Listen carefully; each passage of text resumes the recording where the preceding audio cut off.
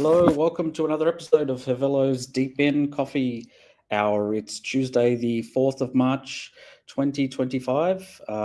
Welcome again. Neil, our usual host, unfortunately is off sick tonight, so we're sending our well wishes to Neil and hopes that get better soon, mate.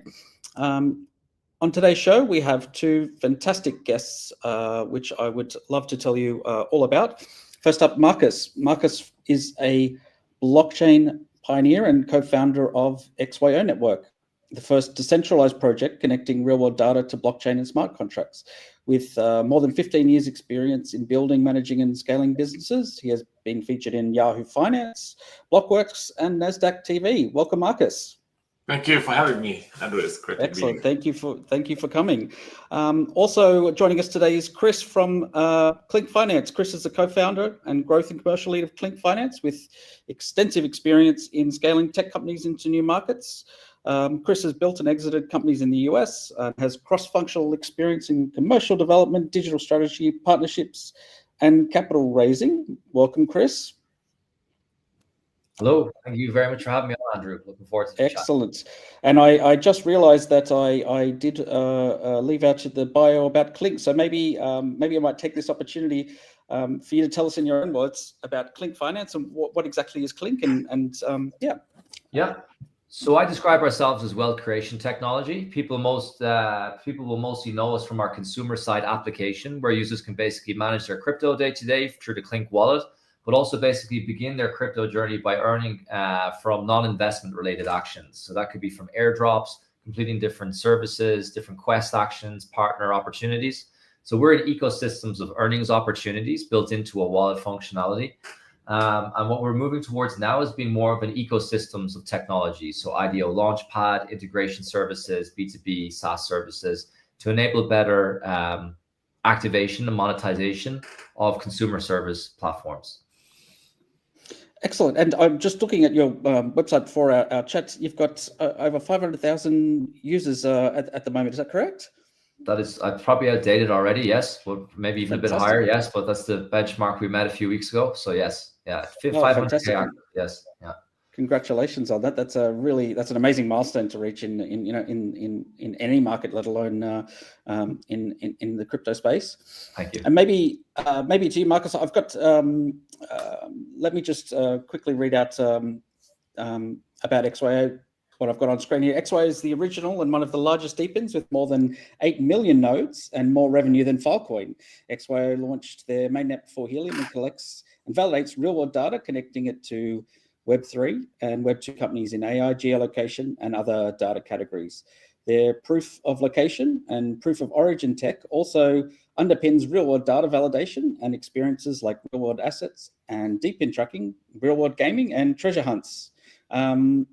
Fantastic, Marcus. That is one lengthy bio. Is there for the let's say new to DePIN listeners at home? Is there any way we can maybe condense that down a bit for them? Yes, yeah. We basically enable. We started out as like proof of location, right? We realized location is easily spoofed to hack, right? You can download the GPS spoofing app, pretend that you're in Berlin right now, but you're actually in San Diego.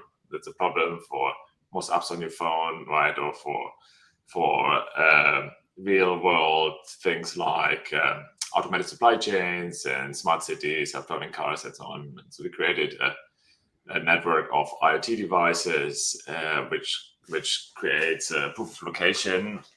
Basically, through about witnesses and so on. I don't want to bore you. And then we enhanced it to scale it up. It was difficult to scale IoT, so we launched a mobile app called Coin. With the Coin app, it's very easy to onboard onto our ecosystem, and we also enhance our offering. We are doing still proof of location, but also collect and validate other data, be it other IoT data like temperature sensors or something, or offline data, be it POI, restaurant data, let's say, for example, or cloud data, any data really. We validate it and verify it and then connect it with Web2 and Web3 companies, as you said. And we do this all, it's all powered by the XYO token, which is listed on Coinbase and many other exchanges. And that's us. So yeah, something I wanted to just ask you a little bit about for proof of location and proof of origin. Maybe you can explain the two sort of mechanisms and how they work and how it kind of works in the real world. Yeah. As a matter, proof of location is super important. It basically gives you certainty that this location is true and correct, and it's important because more and more value gets attached to location, right? If we speak about smart cities and self-driving cars, right, or but also data. The underlying a data point is usually location. So if you speak about temperature or restaurant or something else, right, the location is an important part there, and so making sure with our technology that the location is true and correct. And then proof of origin is where we can say that data point was, for example, generated on a temperature sensor, then saved in a IPFS database, and then put into a smart contract, let's say, and along the way, always at the handoff, we tangle the data. So our proof of origin technology is basically like a mini blockchain. And this way, we get an immutable ledger of how the data was handled and can prove where it originated. Okay, that's I mean, that sounds really fascinating, and it sounds like that XY has really got a very mature product, compared to some of the other DePINs that are, I guess, a more kind of early stage. But maybe just to go back, tell us about your experience and how you got to where you are today in DePIN, and what's been your journey. Yeah, it's a little crazy. So I was also lucky, I was CEO and co-founder of a few companies in the US and in ad tech and data and media company, and we exited those. And then in 2013, I started a Bitcoin mining company, and that wasn't profitable enough at the time, and that company changed its focus a little bit and did distributed computing, big data problem solving for pharma companies and hedge funds. So it was in a way, it was a DePIN in 2013, and then in 2017, everybody was excited about cryptocurrency again, and I tried to start a company in the summer of 2017, which I didn't do it. In the end, we didn't do it, and then in 2018, we figured out, the location problem, and then it was the right time to go back into crypto. And DePIN, that word is from 2022. Misari coined it, Yeah. and so we didn't see ourselves as a DePIN. We were just fixing a problem with our IoT devices, and then as the DePIN word came up, then we realized, we are DePIN, and that's how it happened. Did you see a noticeable change or I guess uptick in maybe your audience or your reach when you actually had the DePIN label versus before that time? No, not that much. When the DePIN label came out, we said, okay, we are such a mature project. We don't need to interact so much with the DePIN ecosystem. So a lot of people in the DePIN ecosystem didn't know us, and right. And because but once DePIN was growing a lot, then we better start interacting with it more. And we were focused on our community and our investors and our demand partners and so on, and that was growing nicely. And so we were busy with that. But once DePIN was growing more, and we were like, we should talk about that. We are the original DePIN, and how we're in there, and we're quite well known. Yeah, I mean, I've noticed a few projects that have been around for 4 or 5 years. I think really started to hit their stride once the term DePIN became sort of popularized. It was almost like that was the missing bit of IP for that company to go forward, is to in the time when there was a lot of let's say like NFT hype and other kinds of DeFi hype, and for companies that were building say hardware solutions on blockchain, it was kind of missing. It was kind of missing that label, and now with the ability to call yourself a DePIN, I think people start to really really understand it. And I'm keen to talk a little bit more about community. But first, maybe Chris, I might throw it over to you to tell us a little bit about your experience and how your journey up to where you are now with Clink. Absolutely. I don't have the mileage that Marcus does. 2013 is very early. That's unbelievable, right? There's very few people you would meet that early, especially in the mining space. So fair play for being so early. I hope you held on to some of the mining rewards, right? Possibly some, right? I'm Irish, based in Germany, as I've mentioned. I started out as a non-Web3 native. So I kicked off my career working in big tech. So I was working for Twitter and LinkedIn, all around the consumer fintech side. So driving user acquisition more so into gaming and fintech applications. This is when pay-per-click was basically at its highest, right? So like you're in the 2015, 16 era, drop shipping was huge, right? And everything was a cash grab towards conversion and traffic. And since then, of that part of my initial journey of my career, I basically moved into early stage scale ups. So being senior or leading in commercial side of things, I helped an Irish business move into North America in learning technology. First on the ground there, out of 3 people, we built that up to a large team. Worked in financial services in London, all in kind of post Series A scale ups as they really start to build up their international capabilities. I eventually moved over to Germany in Berlin right before COVID hit. I was in a similar scale up as well in the learning tech space. And had basically learned the bells and whistles of what it was to go from 0 to 1. But I had not really very much an education of actually starting from the ground zero, right? So I engulfed myself into the venture development ecosystem, incubation hubs, etc., where I helped a number of early stage businesses go to market. That eventually led me into a Web3 hub, whereby I ideated various different Web3 products and services. I had been years looking at gamified financial services, which then eventually led me into Clink. So Clink has gone through somewhat of a pivot. When we first started, we started out as almost like a gamified investment application. What we learned very early on is that incentivization is absolutely everything in Web3, right? It's just basically the fuel of Web3 marketing, from my perspective anyway. That's my theory in terms of our experiences.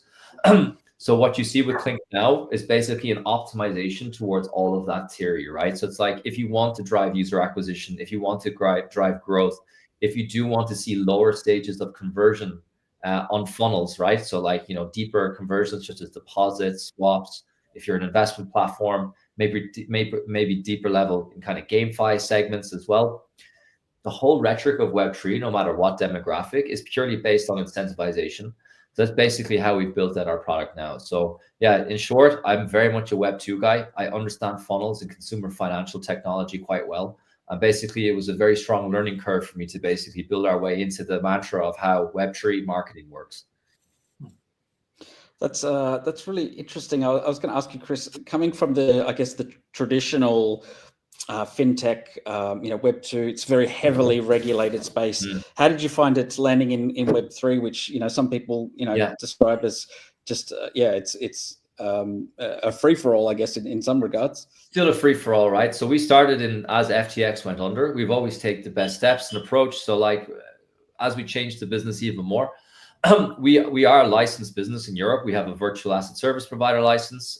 We are moving to being MiCA compliant. Our product now is actually moving in a way whereby the investment side is more of an aggregation of other wallets. We don't take custody or have our own self-custodial wallet in the business. Those shifts are happening in the product now. But yeah, it's a tough one, right? We're good actors. We've always tried to operate in the best way possible. We've been promised a bull market, as I think we all have, right? In the last few years, it's been quite a choppy one since it started, right? And, I unfortunately see, and this is speaking from the heart here in the last months, is that bad actors still win in Web3, right? So there's been a lot of rug pulls, a lot of malicious actors, a lot of fraud, and it's pretty tough to look at, right? I'll be honest. But what I would say is it still gives a flexibility towards entrepreneurship and a spark that's just not there within other kind of Web2 financial services. I'll let you in a little secret. A lot of consumer fintech businesses don't make money in Web2, right? So that's like, you can look at any financial model you want, right? The outcome and the retention of users is excruciatingly hard, right? It's a very red ocean, no matter what products and services you're in. It's very hard to keep users, right? In any kind of retail-based service. So one thing that is also required by traditional fintechs, I say traditional fintechs, they're still neo services, right? They're still digitized, Right. is you need a heavy amount of capital to get going, right? So like, before you've even found a product market fit, or even been able to test or ask someone about your service or get it into the market or the app stores, there's such a heavy lifting in terms of getting yourself regulated, getting through the regulators, which is rightfully there and needed so, but it stifles innovation completely.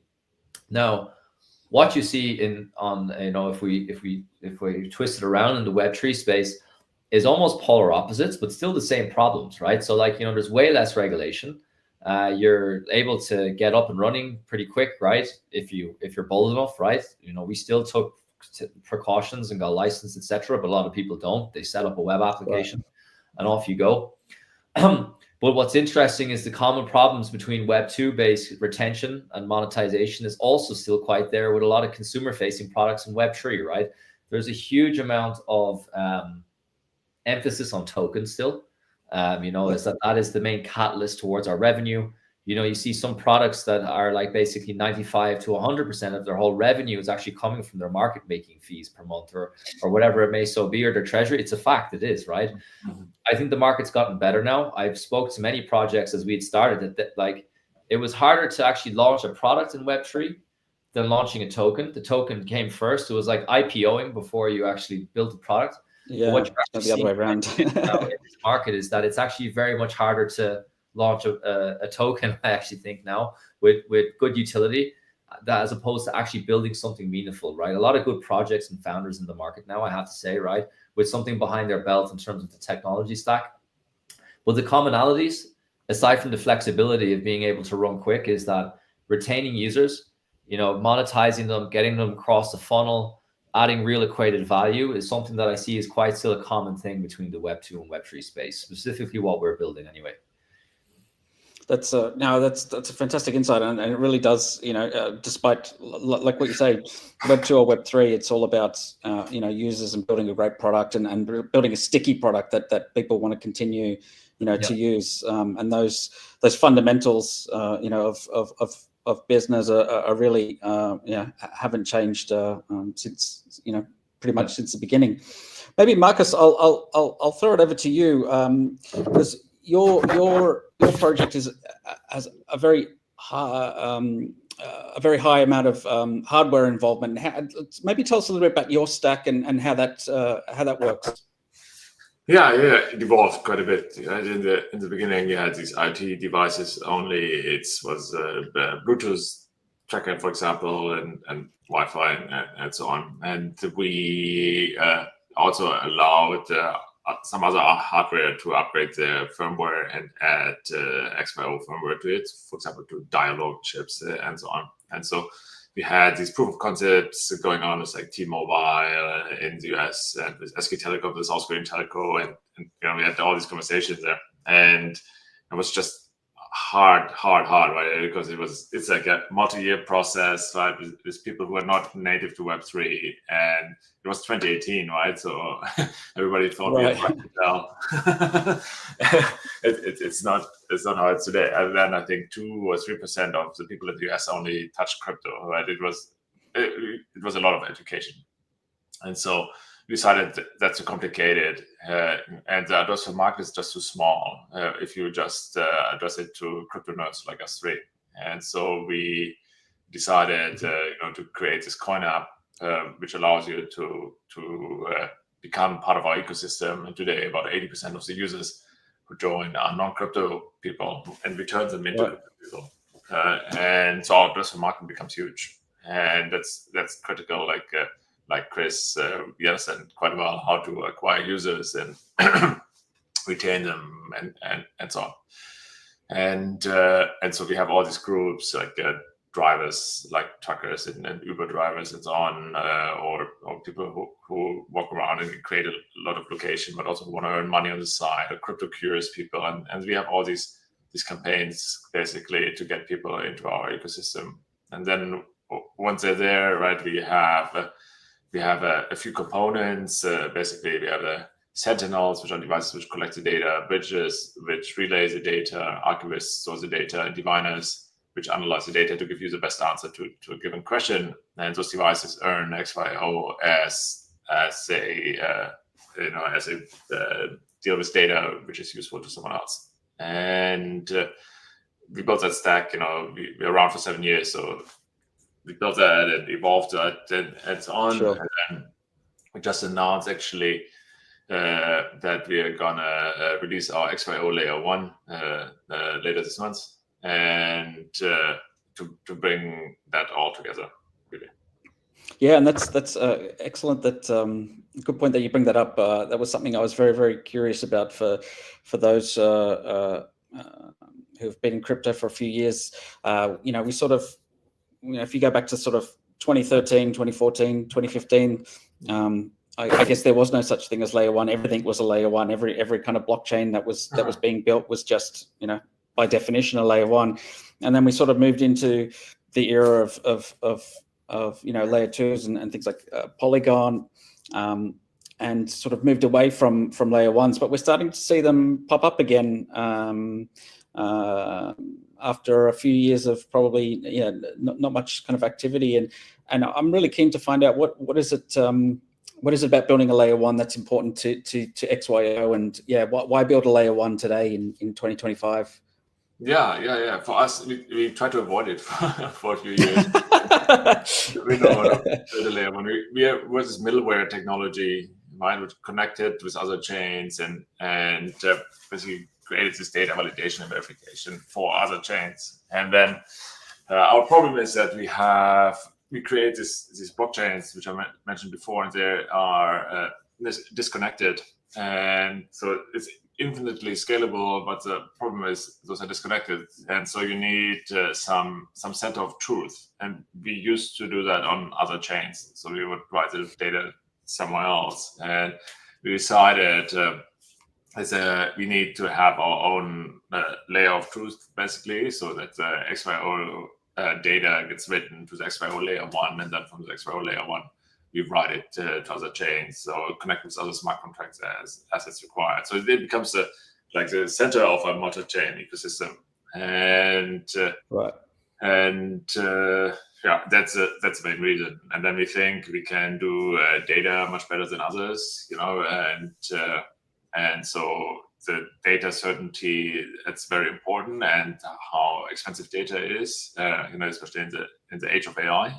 And so we are building something which is very, very data centric. Okay, that's it's really interesting. Maybe can you give us a little bit more details when you say something that's like data centric? What's sort of, can you give us some sort of real world examples of what are you actually storing on chain that maybe is kind of unique to XYO? Yeah. If you even look at the most performant new chains like Solana, for example, those chains, right? If you store an image there, it costs you, I don't know, several $100s, right? Because its storage is just so expensive. And so the way we are going to do it is we're going to be enabling you to store any data even in the IPFS database, for example, and then you can store the hash on our database and make that data immutable, even if it's stored somewhere else. And because of that, the data storage is going to be extremely cheap, because you can choose your data storage, the basis of your data storage, and then store the hash of that data storage on our chain, for example. Okay, excellent. Maybe Chris, I'll ask you. Do you have a view on I guess a specific EVM versus Solana? Do you have a specific view on this, or do you I myself, I like to stay out of the arguments, but some people are very passionate about one over the other, or I'm throwing you on the spot here, of course. Absolutely not. No. I love that, Marcus, right? Is that you only do it when really necessary, right? And at some point, as you keep building, right, it's very common in Web3 that as you build a product, eventually you just start building an ecosystem, right? Because you ship products, things about building on chain is a lot of the time, it actually, depending on the complexity, of course, it doesn't take all that long to build some things. So you're actually continuously building, right? So I can definitely understand the rationale in that. not from me, but from one of our team members. They had a great quote on Friday at our team meeting. It was like, it used to be like, you know, all these kind of blockchains coming in. It was like, I want to be the Ethereum killer, right? And then it was like, sorry, I want to be the Bitcoin killer, right? So it's like this chain is going to be the killer of Bitcoin. Then a cycle later, it was like, we're going to be the killer of Ethereum, right? And now we're in the cycle of who's the Solana killer, right? In this round, right? So yeah, things change and evolve, and I think there's winners. I have seen a lot of smaller chains that aren't actually in the limelight as like a mainstream layer one, but they still have ubiquitous utility across the actual ecosystem that they're within, right? So if they're actually adding real value and the interoperability is there across that sequence of services that you're building, I think it does make perfect sense, right? If you're not trying to be that killer, right? I think where something can come from the wrong direction is where someone is just building out a chain, probably forked a lot of the time, right? For the most part, whereby they're actually just trying to be that killer layer, right? I won't name ones that I actually won't name. I was about to name a chain, but I won't, right? Because a very new chain came out a couple months ago, right? That was all built around hype, etc. You haven't seen them have as much adoption, which I saw coming obvious. As far as much of a hint as I will give. And I fundamentally think that, unless you're actually building in the way that I've mentioned, right, where it's built across that ecosystem of value, there isn't really that much room for chains that haven't got maybe $500 million of investment from VCs, right, who are trying to offload as the chain goes into mainnet. So those days I felt were gone. But then, I went to Belgium last year for ETH Belgium and saw a whole conference on layer twos. So I was like, maybe it's not, right? And I also think those layer twos that are coming out with 5 or 7 million of investment or whatever, right, that don't have that kind of prerequisite of services, it's going to be a very hard road for them to gain adoption, right? So not necessarily the healthiest for our industry, right, I feel, unless there actually is real equated value coming in from the development of it. Yeah, I mean, I think you're right, Chris. It's a lot going out there. I think it aids the competition, right? It keeps everyone on the toes. Even if they don't have ecosystems, they have some visibility. Sometimes because they're VC funded, right? And so they push into some visibility, and it's sometimes good to see, I think. But yeah, for us, it's very specific. The needs are very specific, and as all blockchains have trade-offs between centralization, decentralization, speed, this and that, right? And we built basically something which fits our trade-offs and the data-centric trade-offs, basically. Absolutely.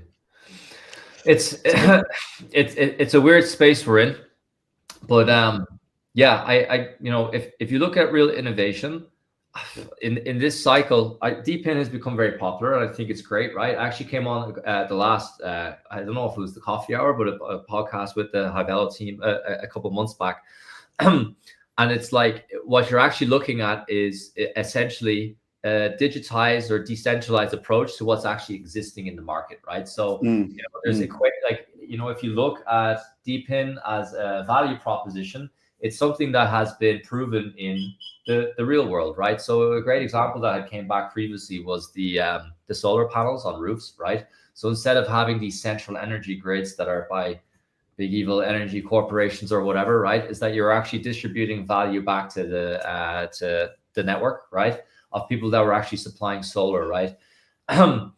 In essence, Bitcoin was also, at the end of the day, somewhat of a first decentralized ledger. A lot of interoperability has been based off that as well.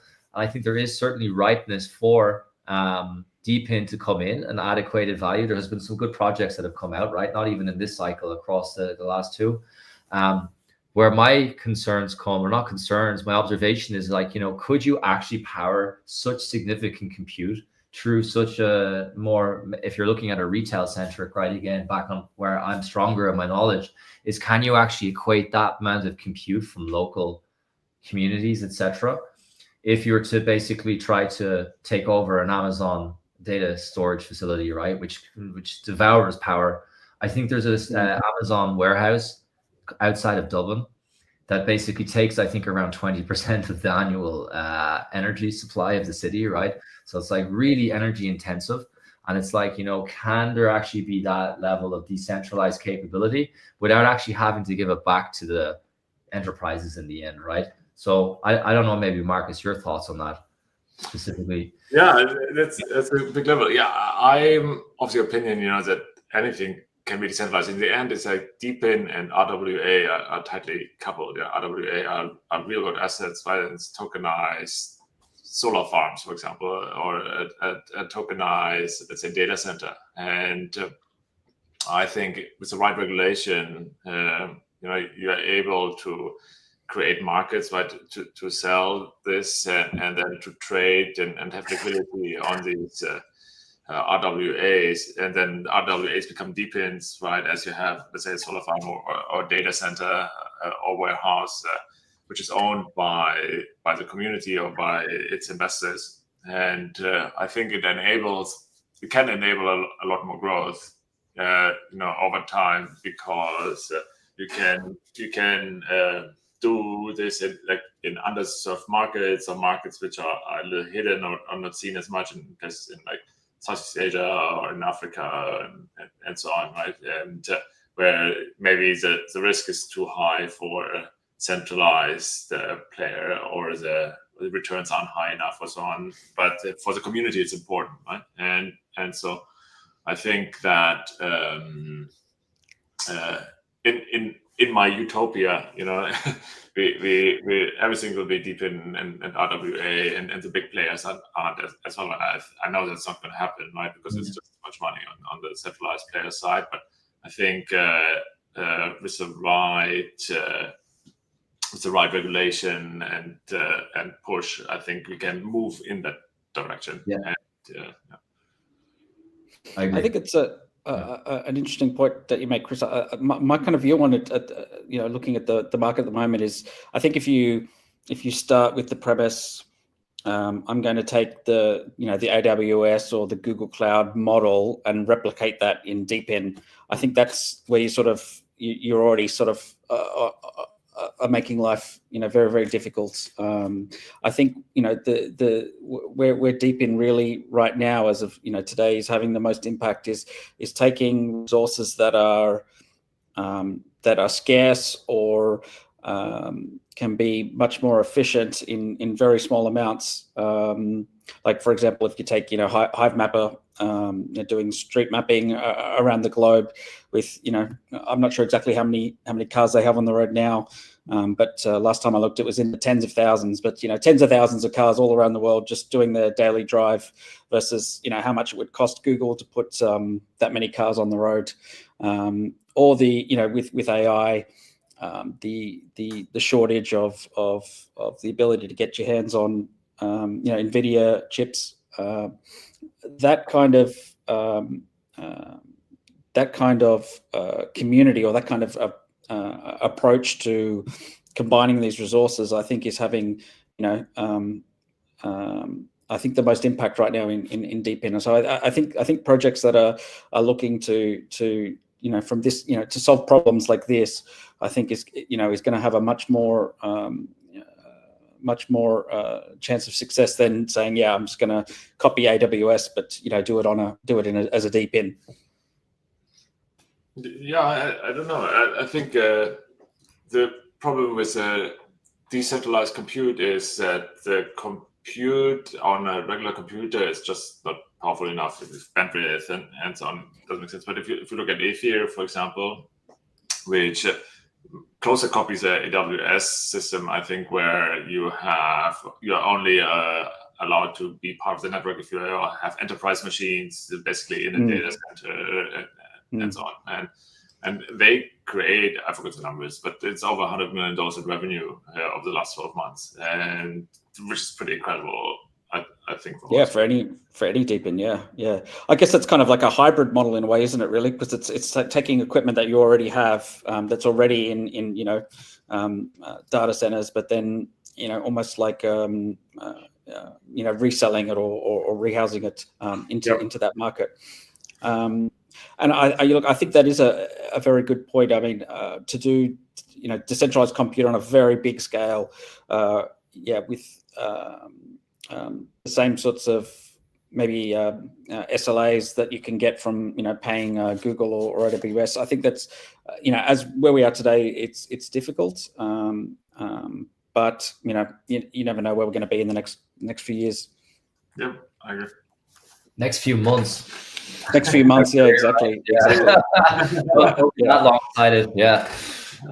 Yeah, I mean, when I first started in DePIN, I probably didn't guess that in a couple of years' time that people would be renting their graphics cards, their video cards out to these kinds of services. So I just you never know what's coming around the bend. It's really is a truly kind of amazing space to work in. Yeah. It's a wild ride, I would call it, right? So you never know. A very wild ride. Definitely. And sorry, go ahead, Marcus. Yeah. Thank you. It was in the last 7 years, and it was lots of ups and downs, and I think it was a crazy wild ride, but it also, I think, it gives perspective. I think that what you said earlier, Chris, is that the DePINs are the real business models, right? It's like there was DeFi and finance obviously makes money, right? But then there was other blockchain projects had difficulty, right? Persisting, and I think DePIN has its ability to persist through these wild rides. As we go up and down, it's when token markets go down, maybe DePINs do even better because it's easier to compete for advertising dollars and eyeballs and so on, and we are able to persist through it, and so the wild ride actually becomes less wild and I agree. Yeah. It's again how things have changed, right? And I think there's a lot of journeymen in our space, right? I've seen projects already come and go, right? Maybe they've made a book or two and then it's like they're gone, right? But never actually building anything of equated value. I think like for people, again, you're way more tenured than I, right? But you understand that no matter, even if we are technically in a bull or a positive cycle now, is that a bear market is inevitable, right? It's coming at some point in time. It's not if, but when. And to build services that can still monetize and still be relevant in the bear cycles is a real testament to anything that's worth anything, in my perspective, right? It's a very tough thing to crack. And it's also looking towards users that are outside of Web3 as well, right? So like, again, it's easy come, easy go in a good cycle, right? There are users around, but like I would say that we're leaders in understanding activation and funneling and user acquisition, right? And the cost and LTVs, all that kind of stuff. We looked at so many platforms, right, that were either protocols or services that are not like a million miles away from our space, right? In terms of user acquisition, marketplaces, earning services, is that if you do maintain yourself to Web3, no matter how hard you try to fight or equate it, unless you're actually taking on Web2 consumers and activating through Web2 channels in those bear cycles, your business just won't maintain in terms of activity, right? So like, even if you look at retail services now, not that I'm a big fan of these guys at all, but Pump Fun, like within the space of days, their revenue can drop between 90 to 95%, right? So I think there's also a delicate art between businesses that can, of course, be Web3, of course, their services and their technology, but still not closing their door off to people that are within the outside world as well, right? It's a very easy thing to do in cycles when they're at the good times, right? Even if you're over leveraged, right, as they say, right, when the tide comes out, who's got their pants on, right? The same towards how you drive your users and activations and retentions as well, right? You can't still, although we're in a maturing cycle, you still can't rely on Web3 only, right, in terms of the boom cycles to maintain. So I think it's great from what you presented as well, right, that you do see outside of that, and especially in terms of running the nodes and keeping everything operational, is that there's a world of people wanting to earn money that aren't just in the Web3 world, right? So it's more so our job to actually create somewhat of a symbiotic relationship between the services and the value that we're providing. Yeah, I totally agree. So maybe a question for you, Chris. So, I'm making an assumption here, so please correct me if I'm making the wrong assumption. But with Clink, you have exposure to, I'm assuming, a variety of different blockchain kind of projects, whether it's DePIN or DeFi or many different types. Are you seeing any kind of trend at the moment? Are you seeing, some, in one category sort of expanding and others contracting? And maybe I'd love to hear your thoughts on that. We see very good engagement for the people that want to pay out the most money. That's basically how it works, right? So it's all incentives. Like, I think from our service, right, for people who are unaware or are new to Clink, people will, again, as I said, know us more from our community platform. It's direct to consumer base. It's a wallet, multi-chain, buy, sell, swap crypto. But where most of our engagement and activation is built around our Quest side, which is all in the wallet still. It's an iOS, Android web application. We have two core services. One is an offer wall, which is basically a list of affiliate offers where a user gets paid for doing actions on a third-party service. So affiliate is a very strong way to grow. And exchanges offer it. If you make a first trade, there's usually a cashback option. We work with Revolut in the UK. We're working with some European fintech applications whereby we assist user acquisition. The difference between a standard affiliate model is we actually give some of the revenue made by the partner back to the user. So we incentivize the user to actually try out different services, games, fintech applications, you name it. And the partner is actually paying for that user acquisition to the user. Then the second core service we have is our airdrop center. And if you know airdrops, you might know the likes of Zeely or Galaxy, where it's more points-driven campaigns. Once those campaigns end, a user gets paid out in certain rewards to the early adopter, let's say. So we've partnered with maybe 150 projects now, more on the first product, the offer wall side. We've done 10 to 12 airdrops now for different projects. Some have gone very well. Some of them have gone passively. I think there's a few kind of core categorizations that you need to build for you to actually attain from a B2B side, right? From a partner perspective, the kind of advices that we have given is to keep it simple. People can get very lost in kind of like, okay, complete these 7 or 10 actions and maybe you earn X, Y, Z. The attention span, not against any of the users, attention span in terms of using digital technologies is always low, right? I'm guilty of that, if anything, right? I'll come to an app and I'll never come back to it, right? I have an app graveyard bigger than anyone else's, right? I'd say from So simplicity, keeping the user journey short, equating, again, incentivization and value as soon as possible is something that we've seen work very well. I think if you can educate people on the actual true equated value of your project or your business in the shortest amount of time, and actually, again, just incentivize real rewards, actually building a relative true belief that there's actual real value in your product, not only when they actually get a payout from an airdrop. Most people are soon to sell, to be honest, right, after an airdrop is done.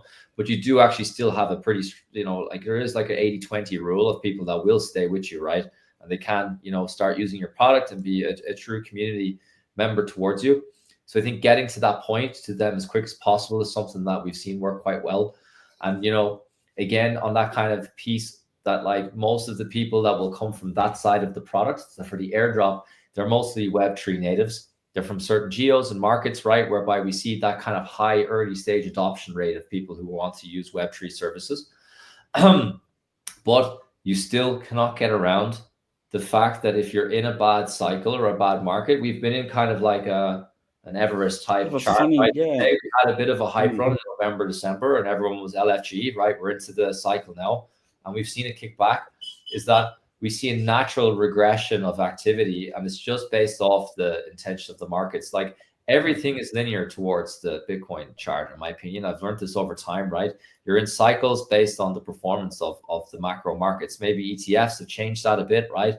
But, the correlation between price action and activity is actually quite correlated, I have to say, from my experiences there. So timing tends to actually be everything as well from my experiences. But to be short, no, we've done meme coins, we've done DePIN, we've done play to earn games, we've done fintech applications. We partnered with uHodler in Europe. They're a very big player in Europe. It was a good airdrop. The intention of the community is there to engage if the incentivization is right. It's just as simple as that. And you also need to be in the right timing of the market. That's what we've learned in our last year of running the product. Maybe Marcus, because XY is a very long-standing project. So have you seen, what's your sort of approach to keeping, community and users engaged in the less than good times, let's say?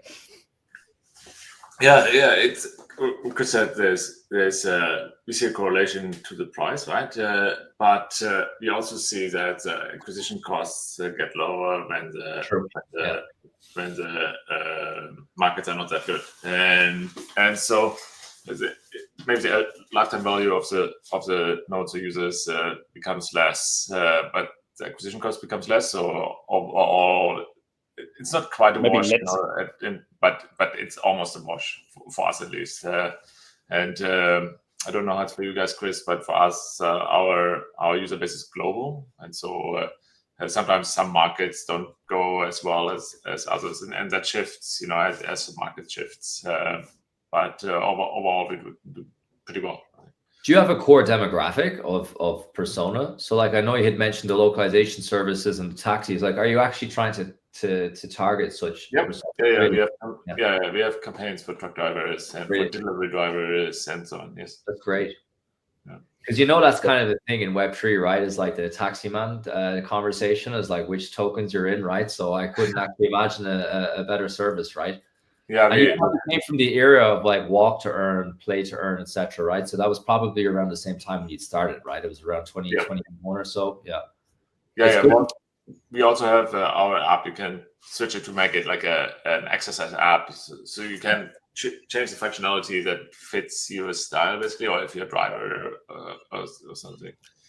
So, Marcus, when you are looking for, say, the persona of a truck driver, when you're sort of marketing, trying to speak to those users, is there a view you take in terms of how Web3 do you make it to use strip everything Web3 out and just focus on the core, use this app and earn rewards, or how do you kind of how do you talk to that audience that might not be sort of especially somebody maybe driving a truck all day, you're not in front of the computer all day, like probably the three of us are in front of our screen all day, so you don't have as much time to perhaps to get educated. So how do you go about marketing to those kind of user personas?